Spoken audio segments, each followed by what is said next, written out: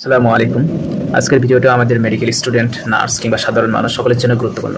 কেননা আমরা বিভিন্ন সময়ে ব্লাড প্রেশার মেজারমেন্ট করে থাকি, আর আমাদের এই বিষয়গুলো না জানার কারণে ব্লাড প্রেশার মেজারমেন্টের ক্ষেত্রে ভুল হয়ে যায়। তো দেখি আমরা ব্লাড প্রেশার মেজারমেন্টের ক্ষেত্রে কী কমন মিস্টেক করে থাকি সেগুলো আগে বলি। পেশেন্ট প্রপারলি রেস্ট না নিয়ে যদি আমরা ব্লাড প্রেশার পরিমাপ করি তাহলে সেক্ষেত্রে আমরা ভুল ফলাফল পেতে পারি।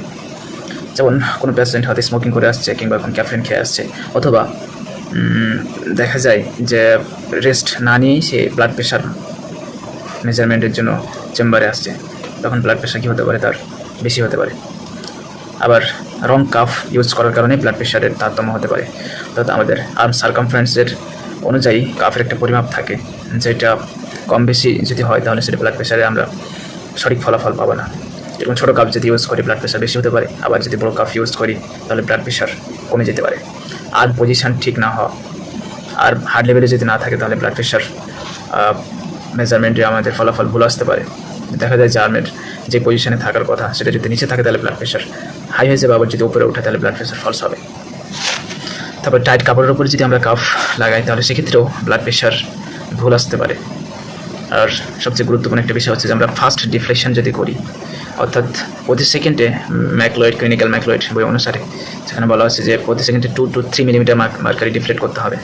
সে সময় যদি আমরা সে পরিমাণটা ঠিক না রেখে কম বেশি করি তাহলে সেক্ষেত্রে আমাদের ব্লাড প্রেশারের মাপটা ভুল আসতে পারে। আর স্টেথোস্কোপ রং পজিশনে বসানো, ব্রাকিয়াল আর্টারির উপর ঠিকমতো না ধরে যদি আমরা অন্য জায়গায় বসাই তাহলে সাউন্ড ক্লিয়ারলি তো শোনা যাবে না, আর সেক্ষেত্রে আমাদের বিপি মেজারমেন্ট ভুল আসবে। আর যদি দেখা যায় যে টু মাচ প্রেশার দিয়েছে ওই স্টেথোস্কোপ দিয়ে যদি আমরা বেশি প্রেশার দিই তাহলেও ব্লাড প্রেশার ভুল আসতে পারে। ব্লাড প্রেশার মাপার সময় যদি কেউ কথা বলে অর্থাৎ টকিং বা মুভমেন্ট করে থাকে তাহলে সেক্ষেত্রেও ব্লাড প্রেশার আমরা সঠিক মাপ পাবো না। সিঙ্গেল রিডিং নিয়েই একটা ব্লাড প্রেশার ডিসিশন নিয়ে নেওয়া যায়, হ্যাঁ তার বিপি হচ্ছে 120/80 মিলিমিটার মার্কারি, এরকম কিছু একটা রেজাল্ট আসলো, সেক্ষেত্রে আমাদের সেটা ভুল ফলাফল হতে পারে। অর্থাৎ একবার যদি না হয় সেক্ষেত্রে কয়েকবার বিপি মেজারমেন্টটাই হচ্ছে সবচেয়ে অ্যাকুরেট ফলাফলের ক্ষেত্রে গুরুত্বপূর্ণ। বোধ আর্ম চেক না করা, আমরা এক আর্ম মেপেই দেখলাম যে হ্যাঁ ব্লাড প্রেশার এত, তো সেক্ষেত্রে অনেক সময় ফলাফল ভুল হতে পারে। তো ব্লাড প্রেশার কীভাবে মাপবো, সঠিক মেজারমেন্ট কীভাবে করবো সেই সম্পর্কে একটু বলি। প্রথমে একটা পেশেন্ট যদি আসে, সেটা হোক হসপিটালে কিংবা যদি বাসা বাড়িতে কেউ ব্লাড প্রেশার মাপেন, তাহলে সেক্ষেত্রে পেশেন্টকে কী করবো, প্রথমে রেস্ট নিতে বলবো, কমপক্ষে 5 মিনিট রেস্ট নিতে বলবো। 5 মিনিট রেস্ট নেওয়ার পর তার আর্মটা হার্ট লেভেলে রাখতে হবে এবং অবশ্যই সিটিং পজিশানে রাখবেন। সিটিং পজিশানে তার ব্যাক সাইডে যাতে একটা সাপোর্ট থাকে, অর্থাৎ চেয়ার হলে ভালো হয়।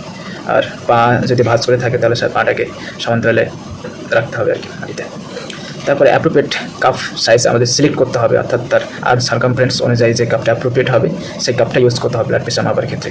আর অবশ্যই কাপটা কোথায় আমরা লাগাবো, এলবো থেকে 2 to 3 সেন্টিমিটার অ্যাবোভে লাগাবো, উইথ ওভার ব্রাকিয়াল আর্টারি, অর্থাৎ যে ব্রাকিয়াল আর্টারি আছে তার উপরে আমরা কাপটা লাগাবো এবং এলবো থেকে 2 to 3 সেন্টিমিটার উপরে হবে সেটা।